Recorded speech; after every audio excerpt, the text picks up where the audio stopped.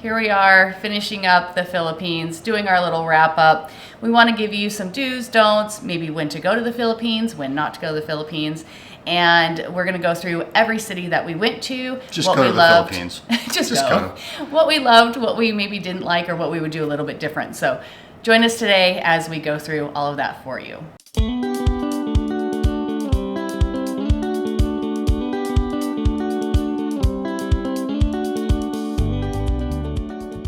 Not going to string you along to the end. Just go. Just go. Just go. It's awesome. Yeah, it was awesome. Yeah. Nothing bad to say about it. Not a single thing. No, there wasn't anything bad at all. No.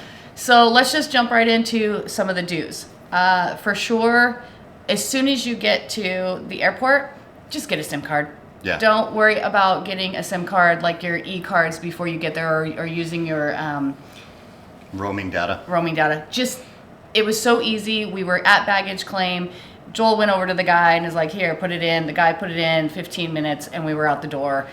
Just get the cards from there. It's super easy, and there's two different carriers and it works really well. I think we use Smart. We use Smart. And they're covered. We never had any place where we didn't have any coverage at all, except for like some weird remote places at all, but it was great. Yeah, it was really great. And it was very, very affordable for unlimited data. Eat local food. Yeah. That's one of the things on our dues that we wish we would have done more of. We ate a lot in the hotels, but once we got into like the street food and out into the cities, the food was so good. Like, you probably saw the video of us eating squid balls in El Nido, and those were so yummy. The barbecue. There's barbecue everywhere. Yeah, for sure. Definitely do more of that if you go. Just get out of the norm, out of the comfort zone. And, which is something that's kind of hard for us. We tend to go, oh, well, this is easy. It's right here, so let's just eat it. Don't. Just go. Especially, one of our children is super picky, and we never had a problem finding food for him at all. I mean, if you've got one of those kids that just lives off of French fries and bread and Nutella. Nutella was a little hard to find, but he was fine. He found food everywhere for him. Another do that we found is bring your own goggles. Or your own mask, like your snorkel mask. Yes, there's some places that have them that you can rent them for the day. It's inexpensive to do that. But you have to remember, they're being used by tons and tons of tourists, and so they're not the best quality anymore. And a good pair of goggles or a good pair of masks is really important when you're diving. Yeah. And it's kind of like sunglasses. You just have to keep trying on a pair. You don't really need to bring like flippers and stuff like that. You can rent those everywhere you go. But the mask will make just the biggest difference. Obviously, the Philippines has 7,000 islands. You're going to be in the water. You don't go to the Philippines not to go in the water. You're going to be in the water. Bring really good water shoes and make sure that they've kind of got a thick sole on the bottom. You also probably need a good pair of sneakers. If you're going to go to like Osmeña Peak like we did when we went hiking, you need a good pair of sneakers or hiking boots for that. But the water shoes is a must. Get those before you get there. Yes, you can buy them in some places, but again, just like the mask, you need your own good pair. Yeah. I mean, but even then, we still did 90% of everything in flip-flops, so... That also includes getting to the boat, walking in flip-flops. You probably saw the video where I'm walking with the flip-flops trying to make sure that they don't fall off. No matter what time you go to the Philippines, it is sunny, and you need to have really good sunscreen. I'll put the link below of the sunscreen that we use. We never get burnt using the sunscreen. It's awesome. I don't even just mess around with it. It's great. The kids like it. Easy to apply. So, traveler's tummy. So if you saw the video where I had to go to the doctor in the Philippines, the doctors there are great. But it is possible that you may get traveler's tummy. I get it every time I travel. Make sure that you get like either your antibiotics or bring your Tylenol with you or anything like that you might need just in case. I like to bring the probiotics. It really helps my tummy when I travel. So just bring those with you. It makes life a little bit easier because like there's a lot of places, like when we were in Cebu or we were in Busuanga Bay, we were so far away from a doctor or like a larger city that I never went I didn't go to the doctor, so I had to wait like several weeks before I did go, and I could have taken care of it beforehand. And take all the meds with you that you can think of, Tylenol, aspirin, Aleve, whatever, ibuprofen, Imodium. All those things, Imodium, bring Imodium just in case. But they don't really have the pharmacies everywhere like you see a lot in the States or even here in Saudi Arabia. They're just... you've got to find one, and you might be at a remote spot, and finding one might be a little tricky. So yeah, and you want to go to the remote spots because the remote spots are the prettiest. So just, be prepared. Think of that and bring those. The next thing that we found is tip your tour guides. Yeah. If you have a tour guide, which you're going to, make sure that you tip them. One, it's a nice gesture, but two, they really appreciate it. And we found that, and you don't have to tip them a lot, but we found that when we tipped them, especially if we did it kind of at the beginning, just gave them a little bit and just said, here's a little bit of your tip for the day. And their overall attitude changes. And we kind of find this anywhere we travel. As far as giving them just the bare minimum tip at the beginning. So if you're going to go through this thing and you're going to tip them 20% no matter what, then you can give them that up front. And it just changes the overall attitude of the experience you're going to have. Trust me, it'll make a huge difference. It really does. Because they're more than willing to go over the top with you because, the quality is there. And I'll put the link below also, the tour company that set up all of our tours throughout the Philippines. We used one company, but they organized it with all the other companies within all of the Philippines, and they were fantastic. Every person that showed up was so amazing. And that just goes also to speaks to the Philippine people. They're just amazing. They're the nicest people ever, and all of our guides were amazing throughout the whole thing. So it's a good time. All right, don'ts. There aren't any. Okay, I'm sure there's don'ts. I'm sure you're not supposed to bring drugs. We don't do drugs, so we never ran into that issue. We didn't find any don'ts. Not any glaring don'ts. No, there wasn't anything that no, don't do this. No, it was just It was easy. Yeah. It was very, very easy. Yeah, so I'm sure there's don'ts, and you guys can comment below, don't do this in the Philippines. Most of you guys, the subscribers below, are Filipino, and you're fantastic, and we love you.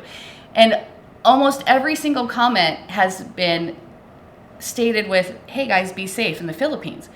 I never felt unsafe in your country, ever. No. There was never a time where I felt like somebody was going to steal my bag. I never felt like somebody was going to hurt us or anything like that. So I find it interesting that you guys always say, hey, stay safe. I felt like it was a safe country. Maybe it's just have a good time kind of thing. Maybe. Yeah, but we never felt in danger, and everybody was just so warm and welcoming the whole time. Yeah. Don't be afraid to talk to the local people. They have some really great stories. After I did my zip lining, I talked to a gentleman at the top of the canyoneering site, and he was great. He was just a local guy, and lots of really fun stories. And I talked to the lady there too, and she told me all about blood soup. And so just don't be afraid to talk to the locals. They're really fun, and they've got great stories. And they all speak English. Oh, I mean, every one of them. Out of all the places we've ever been, this is probably the most English-speaking country. Yeah. For an English-speaking country that I've ever been to. On to our next subject: when to go. It's a tough one. We get a lot of time off because I work a lot. So we get about a month's worth of vacation. So we chose to actually go in the rainy season because we have friends from the Philippines, and they said, no, it's absolutely beautiful. The rain comes and it just goes. Now, that being said, you're gonna have times where it's gonna rain for 2 or 3 days. So if you're a family like us and you can go for a month, go in the off season. The weather was beautiful. It wasn't hot. Yeah, it wasn't hot. It wasn't cold. I mean, it was perfect. As you go out and land, the water was warm. Honestly, it only rained in the afternoons. So in the morning, we would go and do our excursions and have a lot of fun. And then by the time we got back to the hotel or the resort, that was when it started to rain. And we heard a really good analogy. It's like a 2-beer rain. And that's kind of what it is. You go back to the hotel, you have a drink, and the rain's gone.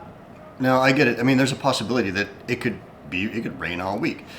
But if you've got a month off, it's not a big deal. Go in the rainy season. Because, again, the tourist places are barren. I mean, most of the places we went, there was no lines, there was no people. The bigger things that we went to, like the whale sharks, that was busy. But, so if you've got a month off, yeah, go in the off season, I would say. But if you've only got a week off, you probably don't want to risk it. And you'd have to battle the crowds and go when it's the peak nice season then. But if you've got the time, go in the off season. It's the best. Definitely. I loved the fact that a lot of places that we went, we were the only people that showed up. I mean, if you looked at Tomlog Falls or it was Kawasang Falls, we were it. like there was nobody there, and we just had the run of the mill of the places, and that to us just made it seem just so much more enjoyable instead of having to fight with people constantly. So if you can go during the rainy season, like I said, it wasn't hot, and that living in Saudi Arabia for us, we're always in the heat, and so it was really nice to escape going to a tropical place and not being overloaded with that heat. One of the things about going during the rainy season is you have waterfall. Otherwise, we've been told during the summer months, it's just a trickle. And we saw how impressive it could be during the rainy season, and it was beautiful. And of course, the kids love the little ticklefish.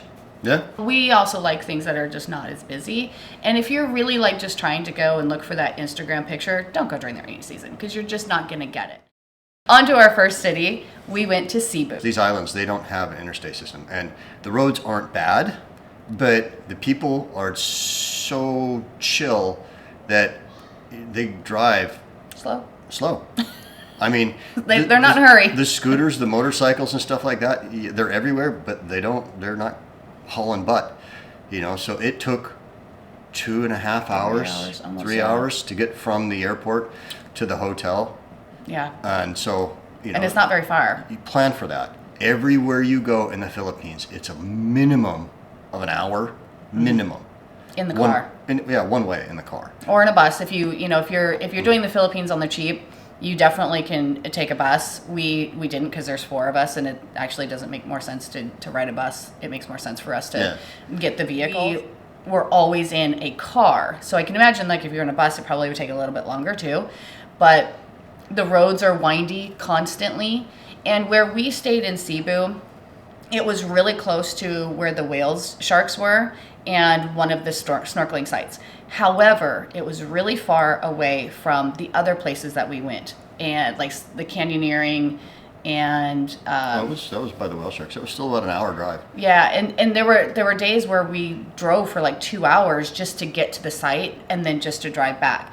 So what we would do differently if we were to go to Cebu is we would have actually changed hotels. Originally, we're like, oh, we'll just stay at the hotel because the island's so small, it can't be that far, it's not a big deal. But now, in hindsight, we would have changed hotels. We probably would have stayed somewhere closer, even though our resort was beautiful. We may have stayed a couple of nights in that resort and then moved closer to the other action. That would have made a little bit more sense for us. But we do also like stability. So the idea of packing up and moving all the time, especially as a mom, is not appealing to me. But I think I would have done it so that we could have been in the car a little bit less. Yeah. And if your kids get car sick, that's something to take into consideration too. Both of our kids kept getting car sick, especially like when we went to the top of Osmeña Peak. The roads are just windy constantly, and it's stop and go because they're passing scooters and things like that. So if your kids get car sick, just be prepared for that. And, we had to tell the driver a couple of times, like, hey, can you just like stop for a few minutes? And we had to stop, let the kids get out, walk around, get their heads straight again, and then hop back in the car. And that does, again, take more time. So no. Take your time and be prepared for it. Which again is another appealing thing about the Philippines, is that nothing's quick. It's so nice. It's just a nice, calm, relaxing pace everywhere you go. Favorite adventure in Cebu? It would have to be the canyoneering, by far. Yeah, so I don't know. Canyoneering. We had a total misconception of what canyoneering is. And we didn't have even a conception of what canyoneering was. We're from Montana, so canyoneering. I'm thinking, we're going to get some inner tubes. We're going to sit in a river. No. There'll be a floating cooler. No. No. The description's in the title: canyoneering. Yeah. It was a canyon. And we had no idea what we were in for at all. And they said the 7-year-old could do it. So we were like, all right, 7-year-old can do this. This is a piece of cake. But by far, it was our favorite excursion. I don't know. I just think Cebu was our favorite because there were so many things that were so fantastic there. But canyoneering was definitely awesome. So a couple of things that you need to know about canyoneering if you're going to go. For you ladies, I'm just going to give you a little advice here. I just wore my bathing suit bottoms, and that was kind of a really dumb idea. Next time we go, I will definitely wear my scuba leggings or my snorkel leggings instead, because you're constantly sitting down on rocks, and if you have a little bit skimpy of a bathing suit, your butt is going to get a little rough. Chafed? It's a little rough. So wear leggings, wear shorts. Again, I had no idea what we were doing, so I had like on my swimming skirt, and the guides are like, "Are you gonna wear that?" And I was like, "No, I'm gonna take it off. Got my swim bottoms on." That was stupid too. So wear your swim leggings if you have them. If you don't, go buy a good pair. They're kind of fun, and your legs will not get tore up, and your butt definitely will not get tore up. Your top doesn't matter because you're wearing a life vest. So. I left my banana hammock at home, so it wasn't a problem. God. Next island, Coron. When you arrive in Coron, it's this same thing as with Cebu almost, is that the airport is on the north side of the island. Again, it's an island, it's small, the roads are fine, but everything is a much slower pace of life. So just to get, I mean, it's 45 minutes to get to the hotel. Mm-hmm.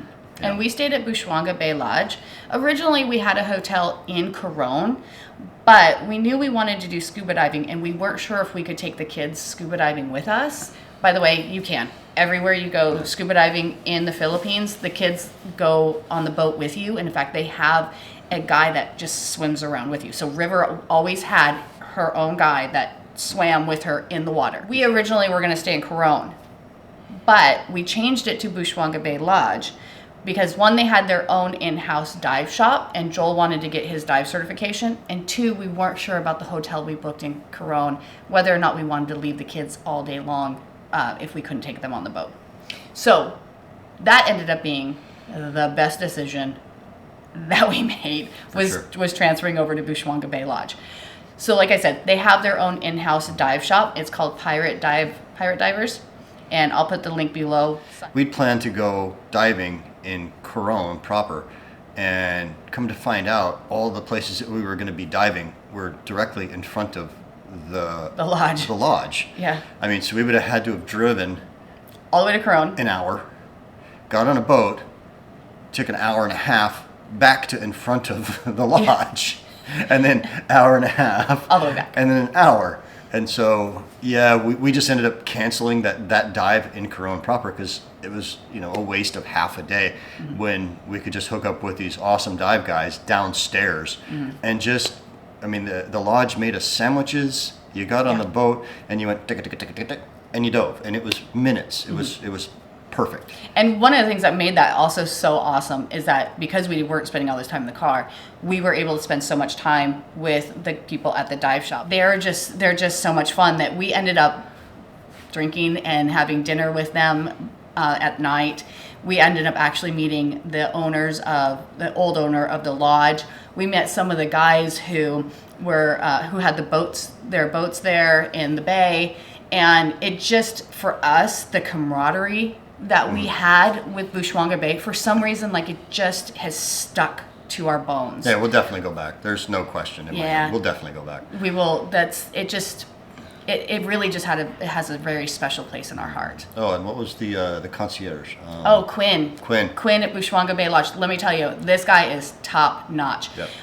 We didn't have at the lodge. They didn't have internet in our hotel room. He actually brought me a router so I could do some work, and I didn't have to sit up in the bar all night long. And he was that'll hurt your feelings. I know, like that. Probably not. But he was fantastic. And then even when we did one of our tours, he met us in Coron, showed us where to go eat, took us around to find Nutella. He's just a top-notch guy. So, favorite thing about Coron? Well, the diving was amazing.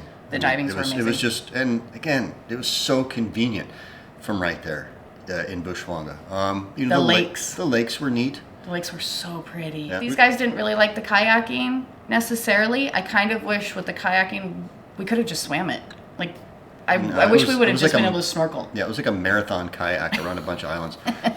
The one thing we will say about Coron is that the planes aren't every day to your next destination. The ferry runs every day, I believe. The ferry actually doesn't run every day. Okay. So it's something to take into account because we ended up cutting our stay short there by a day to go to El Nido, and I wish we'd have stayed the extra day or two in Coron and shortened up our stay in El Nido. For sure. So you got to think about the planes. They're not like every single day. Yeah, I think it's Sundays and Wednesdays they fly. Now that might change during peak season, but during the off season, that's all they fly. We flew down to El Nido. It's about a 45-minute flight. One of the things that you have to think about with El Nido is there's not really like a beach. It's very rocky out there, and the tide goes out really, really far. So if you're a beach person, you might want to go south to Vanilla Beach, down towards like Vanilla Beach. I think there's some hotels down there. Yeah, we did venture down there that one day, and I'll put the video down below, and it was gorgeous. The beach was beautiful. But up where we were staying in El Nido, there is not beaches. We walked El Nido every night because it's very accessible. It's very easy to walk. You walk down the beach and then you kind of make your way back. And that was great. It was beautiful. El Nido had way more of a nightlife than pretty much any place we went to. I mean, if that's your thing, is going out and, you know, having a good time and drinking a toddy, it's definitely the place to do it. Yeah. You know, we had kids, and it was still good in the respect that we could go to any restaurant and sit down, and the food was pretty good there. And So Sid at the resort, he was absolutely fantastic. He is the one that arranged the tuk-tuk to take me into the doctor, and they were just top notch there. The resort's Great. very nice. I mean, Food was really good at the restaurant. 2 pools, nice restaurant. You could sit there, watch the tide go in, tide go out. Yeah, El Nido was nice because it was nice to walk around in town, and you know, It was check different. things out. Yeah, Like when we were in Bushwanga Bay, you didn't walk around in town. When we were in Cebu, we didn't walk around town. But when you're in El Nido, it's very walkable and neat to see. And it's a small town, so you can do that. Well, and every place we'd stayed up until this point was very rural, you know, remote. I mean, the other 2 hotels prior to this, you know, one was on an island, the other one was on the end of a peninsula. Yeah. So It was really far away from a town. So it was neat to see that change of pace into the town. Favorite thing to do in El Nido? We saw Chicken Leg Island. Yeah, we went island hopping. Okay, it's Helicopter Island, but we call it Chicken Leg Island. The small lagoon, is that what that was? The small lagoon. The small lagoon was cool. There was a lot. I mean, there was a lot of people there, but there's a lot of life. And if you're traveling with kids, one of the things that I would really suggest is if you can do a private tour, do that. And here's the reason. You probably noticed Des was sleeping a lot in our videos. He's a teenager. He likes to sleep. And I kept making him get up really early in the morning.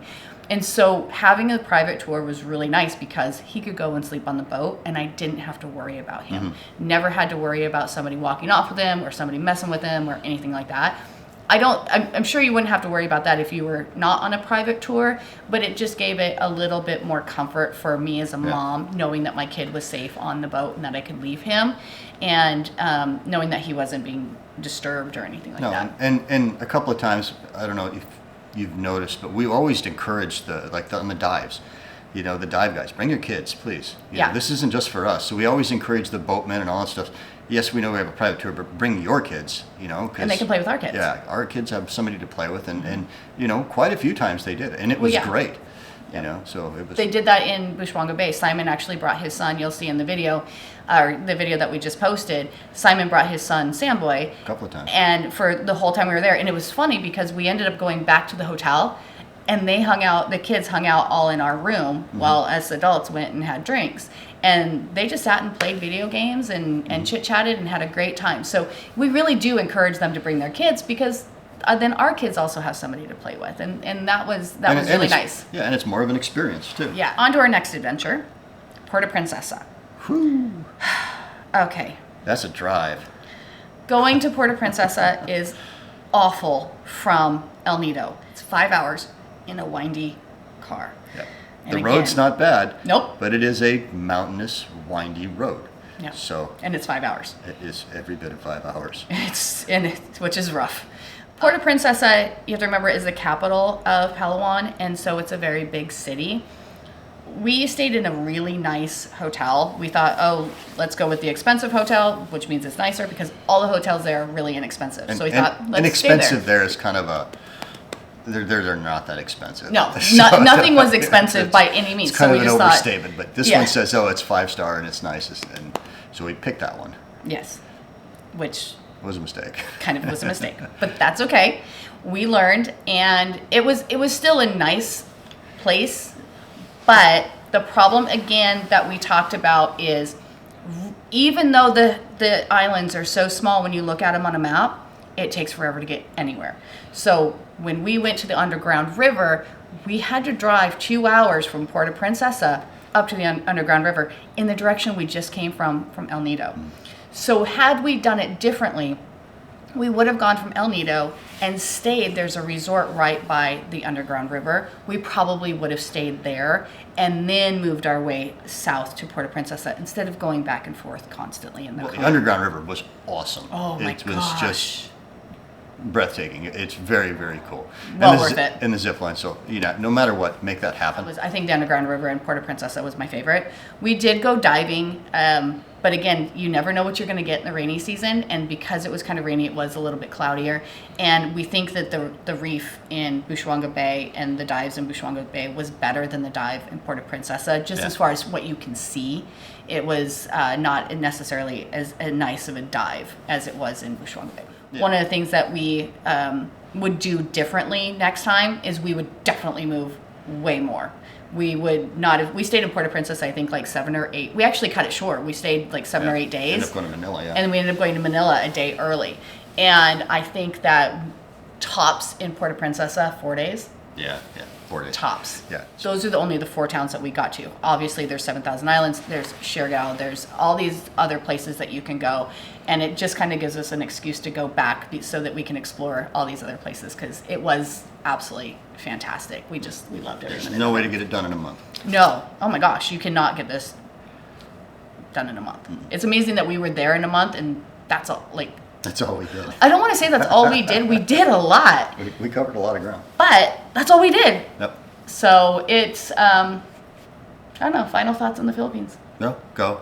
Go. Definitely go. There's no question. Now, on our next episode, you get to see where we venture off to next. And let me tell you, it's quite the juxtaposition to the Philippines. Can you spell juxtaposition? I sure can. It's very different, and I'll give you a hint.